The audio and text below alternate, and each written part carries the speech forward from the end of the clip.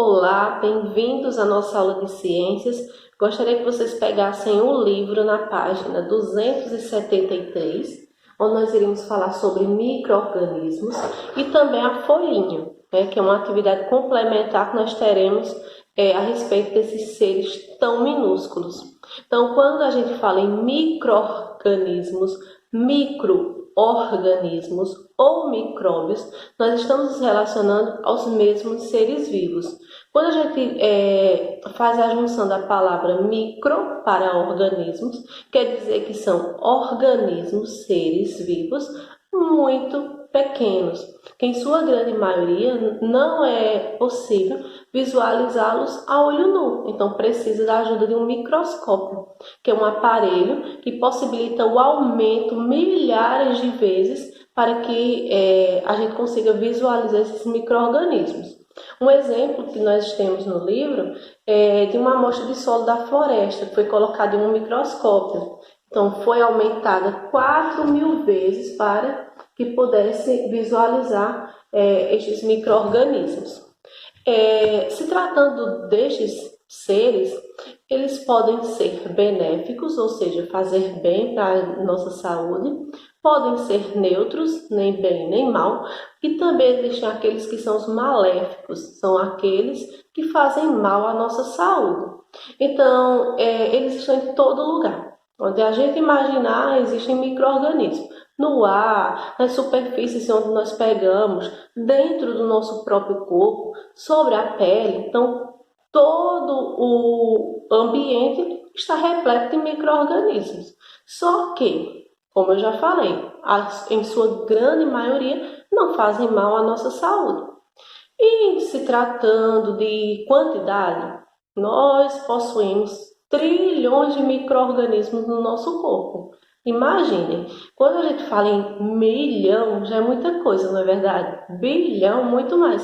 Quando a gente fala em trilhão, muito. Então isso quer dizer que o nosso corpo ele é composto além por nossas células, né, que são responsáveis pelo funcionamento de todos os sistemas do nosso corpo humano, também existem estes micro-organismos. A nossa sorte é que em sua grande maioria ou são neutros ou benéficos. Então os neutros eles ficam lá, não fazem bem nem fazem mal, e os benéficos são aqueles que destroem outros micro-organismos que possam vir a nos atacar e assim não deixando a gente doente. Só que nem todas as vezes é possível este bloqueio.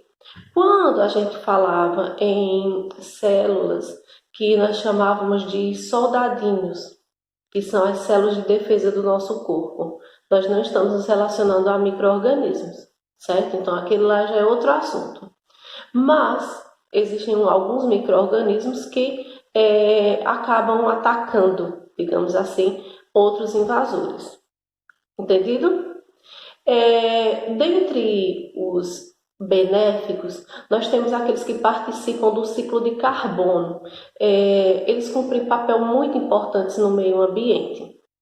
Por exemplo, a reciclagem de restos de organismos, então facilitando assim a decomposição, deixando também o solo fértil. Então a gente, quando fala em micro-organismo, nem sempre a gente vai lembrar daqueles que fazem mal e que nos deixam doentes, não é verdade? Nós temos uma curiosidade na folha que fala sobre os mofos, que também são chamados de bolores. Eles se desenvolvem em ambientes e alguns mofos prejudicam a nossa saúde. Quando a gente pega um pão e tem uma parte acinzentada, tipo uma poeirinha, então aquilo já está formando um mofo, um bolor, e aquilo a gente não pode comer. Muitas vezes a gente percebe bolores em tomate, é muito comum a gente perceber os bolores em tomates. E às vezes a gente corta aquela parte e utiliza o resto. Mas não é recomendado, porque uma vez contaminado pelos bolores, pelos fungos, todo o alimento acaba sendo contaminado também. Da mesma forma, se a gente pega um pão e a gente percebe que tem lá um mofo, que são os bolores, a gente deve jogar no lixo e não consumir, certo? Mas existem alguns fungos que a gente, alguns são não podemos ver a olho nu, só podem ser vistos através de microscópios, mas alguns a gente consegue visualizar a olho nu, que é o caso de alguns cogumelos e até mesmo do mofo, né? Nós temos aqui alguns exemplos.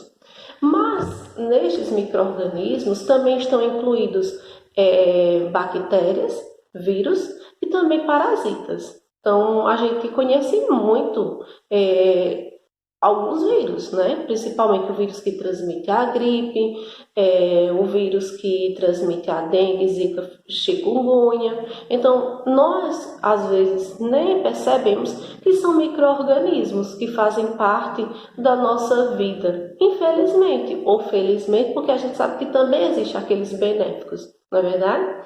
Então vamos falar agora um pouquinho sobre alguns cuidados que nós deveremos ter para não ficar doente através de micro-organismos. Vamos lá? Então, muitas vezes nós adquirimos alguns micro-organismos através da pele, que são os fungos, principalmente aqueles causadores de micoses. Eles se alimentam de células mortas da nossa pele. Se nós não cuidarmos, vira uma grande ferida, não é verdade? As micoses não, além de tudo, coçam muito. Então, uma das características dos fungos é permitir essa coceira irritante, irrita muito a pele. Os calçados também devem ser secos, devem ser limpos para evitar as micoses, né? Às vezes a gente utiliza um sapato a semana inteira e a gente não lava, nem coloca para arejar, usa uma meia a semana toda e não troca. E isso pode ser muito propício para futuramente causar alguma alergia ou algum problema na pele decorrente de fungos, porque eles gostam muito de ambientes úmidos e quentes, e nada mais propício que um calçado, não é verdade? Certas roupas também que são muito quentes, quando ficam em atrito com a nossa pele, pode também desencadear o surgimento de fungos. Através também da pele, com feridas. Quando a gente já tem algum arranhãozinho ou tem algum machucado, alguma ferida pode vir a surgir o caso do tétano, que é causada por uma bactéria. Então a gente tem que ter muito cuidado quando a gente sofre uma queda, tem um arranhão, para não formar ferida, ou se formar, a gente procurar sempre limpá-la, né? Lavar sempre com sabão neutro, que é aquele sabão que não tem cheiro, água corrente, e sempre procurar secar, para que a nossa pele não seja um meio de cultura de bactérias. Também nós poderemos ficar doentes através de micro-organismos com o consumo de água que não seja potável, seja aquela água que não é adequada para o consumo humano, e de alimentos não lavados. Então, às vezes a gente está na feira, está no supermercado, a gente está no sacolão, vê aquela uva linda e a gente vai e prova, mas não é adequado, porque os alimentos devem ser lavados antes de consumi-los, que seja frutas, verduras, legumes, porque eles são causas também de cultura principalmente de fungos. Então, como fica lá aberto no meio ambiente, a gente sabe que o meio ambiente está repleto de micro-organismos e a gente não vai querer ficar doente porque a gente experimentou uma simples uvazinha. Então, é melhor a gente lavar, não é verdade? Também, através de picadas de inseto, né, que a gente tem um caso muito comum, que a gente fala muito, sobre o Aedes aegypti, que é o mosquito transmissor do vírus que causa dengue, zika, chikungunya, também a febre amarela. E muito o que nós estamos falando atualmente. Nós podemos também adquirir micro-organismos por gotículas de saliva, através de espirros, de tosse. Então, quando a gente espirra, a gente sempre tem que fazer isso, né? Por quê? Não é porque assim as gotículas irão sumir.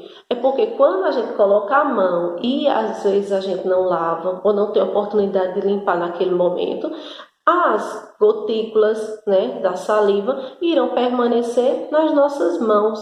E à medida que a gente não lava, a gente toca em um lugar, toca em outro, a gente vai repassar aquelas gotículas. Se tiver contaminado, outras pessoas também serão contaminadas. Então, quando nós espirramos, nós expelimos milhares de gotículas que muitas vezes permanecem no ambiente por um bom tempo. Então, como a gente pode se prevenir de adquirir esses micro-organismos, além daqueles que nós já possuímos? Lavar bem os alimentos, lavar bem as superfícies. Então, a limpeza em si é a chave principal para evitarmos qualquer contaminação por micro-organismos. Antes de se alimentar, lavar os alimentos. E se vai ao banheiro, lavar depois que a gente utiliza o banheiro as mãos. Também lavar as mãos antes de se alimentar. Por quê, tia? Porque muitas vezes nossas mãos podem estar contaminadas. À medida que a gente vai pegando nos alimentos, nos objetos, a gente pode levar micro-organismos para o nosso corpo também. Então, a gente pode fechar esse assunto neste momento dizendo o quê? Que a limpeza é a melhor aliada para evitar qualquer transmissão de micro-organismos, de doenças através de micro-organismos para o nosso corpo, não é verdade? Então, espero que vocês tenham compreendido um pouco sobre esses seres tão minúsculos, né? Mas que também são muito importantes para o equilíbrio da vida, para o equilíbrio também do meio ambiente. Então, a gente só deve ter muito cuidado para não adquirir aqueles micro-organismos que não fazem bem para a nossa saúde. Então, como é que a gente faz isso? Tendo alguns cuidados, principalmente com a nossa limpeza, com a limpeza do ambiente ao qual a gente convive, não é verdade? Então, o que a gente vai fazer? Vamos lá? Vocês irão realizar a leitura da página 273, né, e observar as imagens. Também irão realizar a leitura aqui da folha. Tem algumas informações muito importantes que irão servir bastante para vocês. Depois disso, hora da atividade. Vocês irão responder apenas 3 questões. A primeira, de acordo com a leitura, responda o que são micro-organismos e citar exemplos. Onde vivem os micro-organismos? Cite exemplos de doenças causadas por micro-organismos.